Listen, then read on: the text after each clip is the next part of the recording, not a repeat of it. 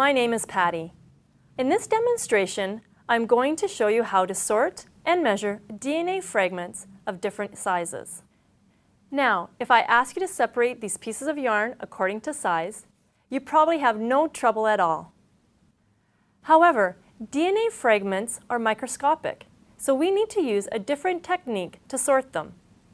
The process we use for this is called gel electrophoresis.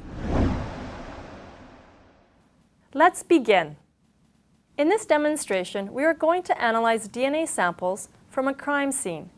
In order to do this, we will need the following apparatus: a pre-cast gel, a micropipette and some disposable tips, the power base, and the DNA samples. The gel must be at a particular temperature before we load the DNA samples. So let's plug in the power base,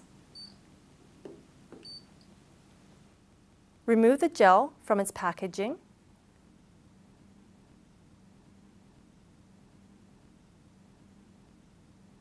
snap the gel into the base,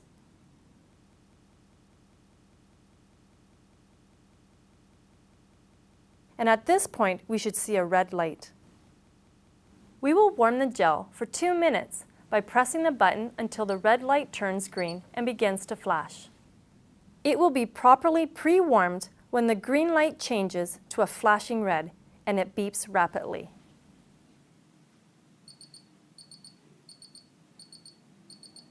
Our gel is now ready for the samples. Today we are going to run 3 DNA samples. One sample is from our victim, one is from the crime scene, and one is from a suspect. To load the gel, we must remove the protective comb by pulling it straight up. Notice the small rectangular wells in the gel. The samples will be placed in these wells. Pick up DNA sample number 1 and tap it on the counter to ensure the DNA is at the bottom of the container. Press down on the plunger of the micropipette and then insert it into the sample. Now lift up your thumb to draw up a small amount of the DNA. Load the DNA sample into well 2 by inserting the tip of the micropipette into the well, then pressing down on the plunger. With your thumb pressing down, lift the micropipette out of the well. This ensures the DNA sample remains in the well.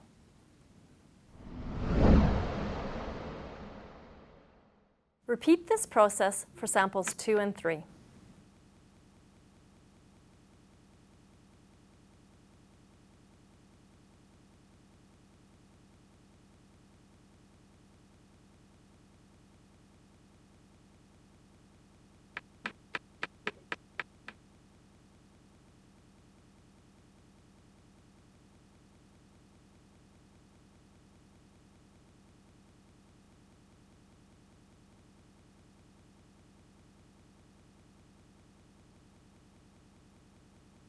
While the gel is running, let's talk about how it works. Think of the gel like a filter, sort of like Jell-O with microscopic holes in it. Electrophoresis is what we use to pull DNA fragments through this filter. When the power is turned on, a current runs through the gel and an electric field is generated. The end where the sample wells are located is negative, while the opposite end is positive. The DNA fragments are all negatively charged, so they are pulled through the gel because of their attraction to the positive end of the gel. The distance they move depends on several factors, including the strength of the electric field, the charge of the fragment, the ionic strength of the gel, the viscosity and temperature of the gel, and finally the size and shape of the fragment.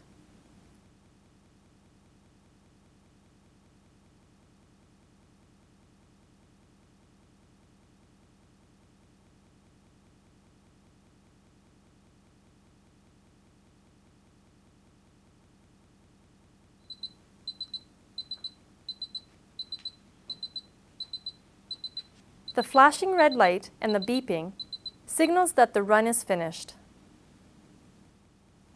Let's have a look at our gel. We can clearly see blue bands extending down from each well. What does this mean? The gel has been pre-stained to highlight the DNA fragments, which makes them easy to see.